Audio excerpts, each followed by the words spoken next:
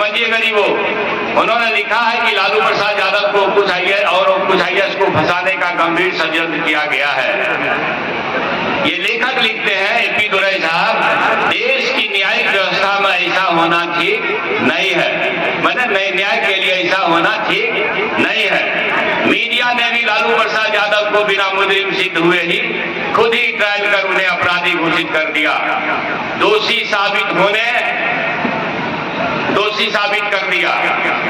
जांच अधिकारी रहे AP दुरई ने किताब में आगे लिखा है कि मैं समझता हूं, ध्यान से सुनिएगा, मैं समझता हूं कि लालू प्रसाद यादव का अहीर पिछड़ा होना ही उन्हें अपराधी घोषित करने के लिए काफी था।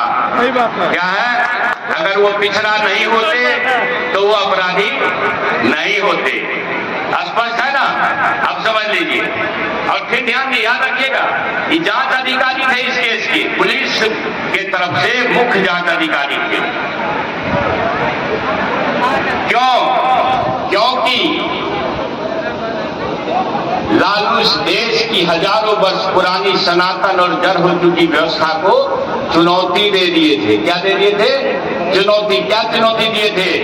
लालू ने राम रथ रोक दिया था। अडवाणी का रथ कौन रोका?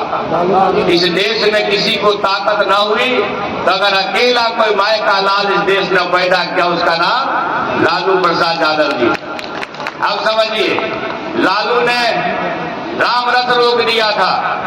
लालू ने आरक्षण के लिए पुरजोर जोर लगा दिया था। जो बाबा साहब अम्बेडकर ने संविधान में आरक्षण दिया था, भारत स्तर पर वो लागू नहीं था।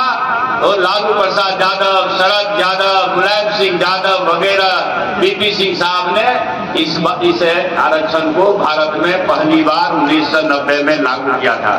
लागू कब होना चाहिए? कितना कमीशन बना, लेकिन किसी ने नहीं दिया।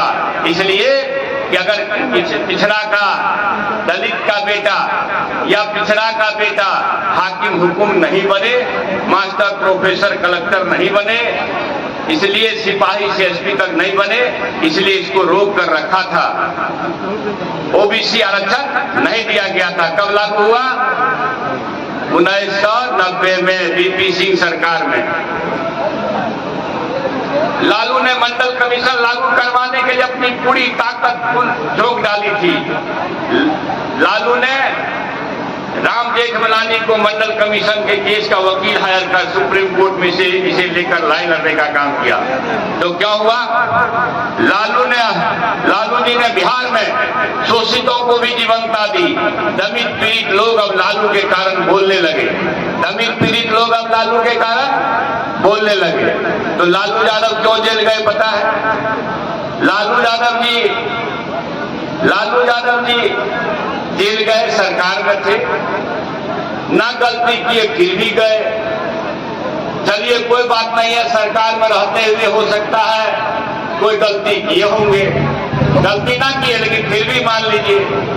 लेकिन तेजस्वी प्रसाद यादव जी 14 वर्ष की उम्र में, यहाँ 14 वर्ष का कोई लड़का है कि नहीं है? कोई 14 वर्ष का लड़का ही है ना?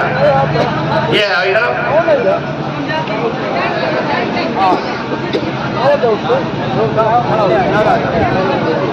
कितना उम्र है? 14 वर्ष।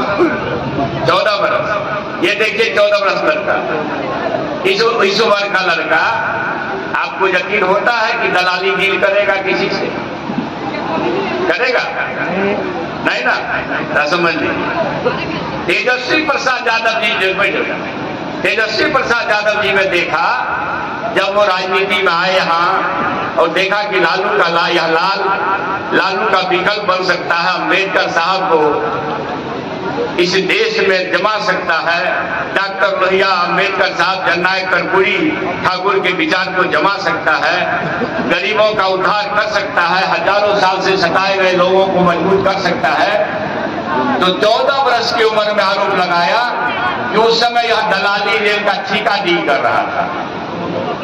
और फिर लालू प्रसाद यादव जी के पूरे परिवार को, उनके दामाद को, उनके बेटी को, उनके बेटा को, स्वयं और माननीय पूर्व मुख्यमंत्री राबड़ी देवी जी को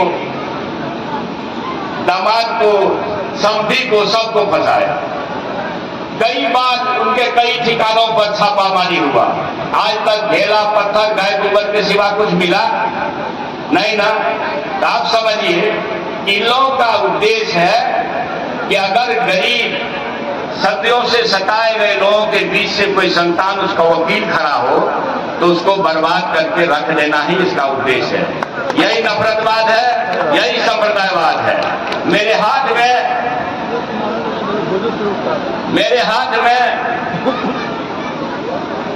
अभी बहुत लोगों को लगता होगा, आज के युवकों को देखिए, जो कौम अपने पुरखों के अपमान का इतिहास न जानेगा वह इस देश में, दुनिया में कोई इतिहास नहीं बना पाएगा।